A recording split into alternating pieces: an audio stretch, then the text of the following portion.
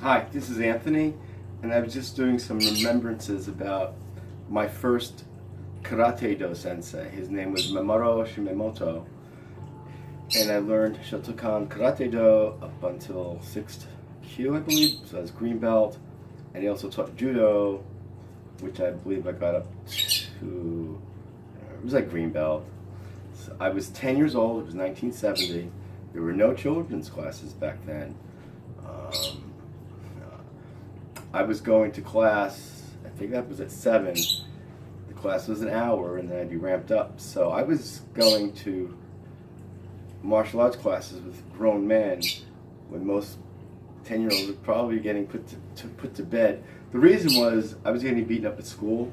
I was a very shy kid and I liked to be the class clown and have fun and joke. I didn't know why people were picking on me. But it was Newark and the oranges, and the climate there wasn't too good. It was part of the era. Anyway, I got beaten up every day, and my father was tired of fighting my battles. He finally took me to Shimemoto. He was a auxiliary police officer, volunteer auxiliary police officer at that point, my dad. All of the cops, or a lot of them, were going to Shimemoto. That's all who went to martial arts classes, and they were rare. Dojos and dojangs and kuns, they were very rare. This is 1970, before Bruce Lee, before the martial arts explosion that happened in the mid-70s. Okay, so anyway, here I'm 10 years old, and here's the difference between the training then to the training now. Okay, so I'm wearing a traditional gi, uniform top, white belt rank. So you walk in and you have to bow, and you learned all that. Shimemoto had what he called a correction stick. I forgot the word for it in Japanese, but you know, you'd use it to make corrections on your, move your arm that way, move your leg this way, or just pay attention. Or, can you feel that? No, good. So it's physical conditioning and correction.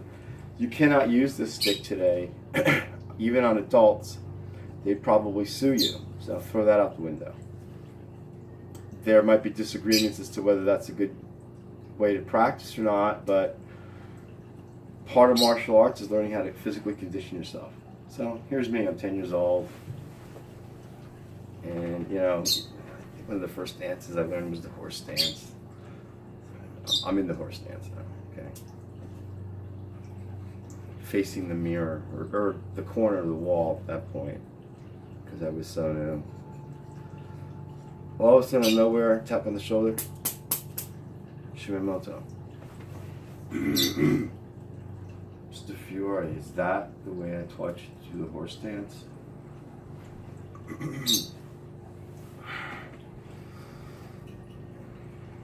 No sensei.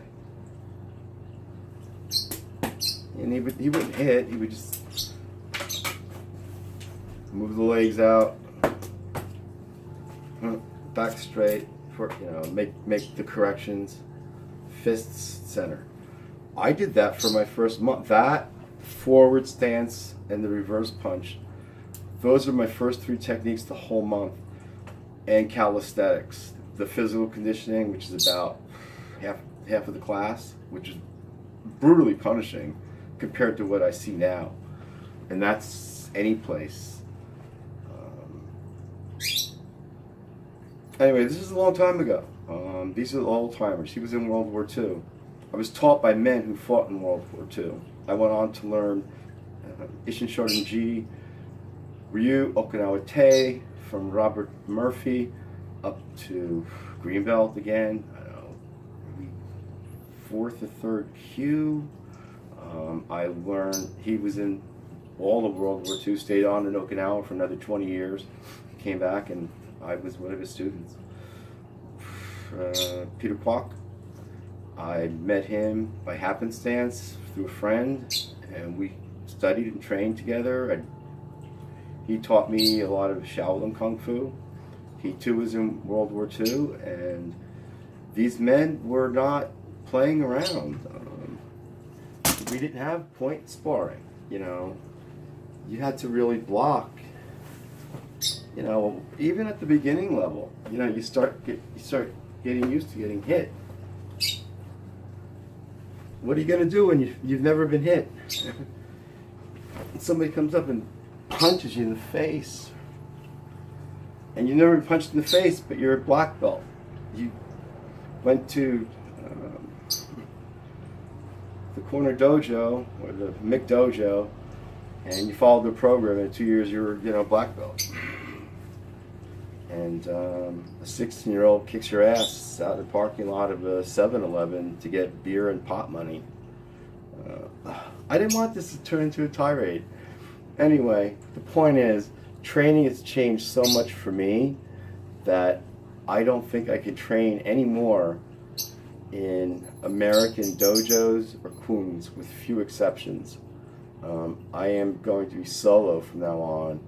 I have a commitment to one dojo which I admire very much, and I will train there for physical conditioning only.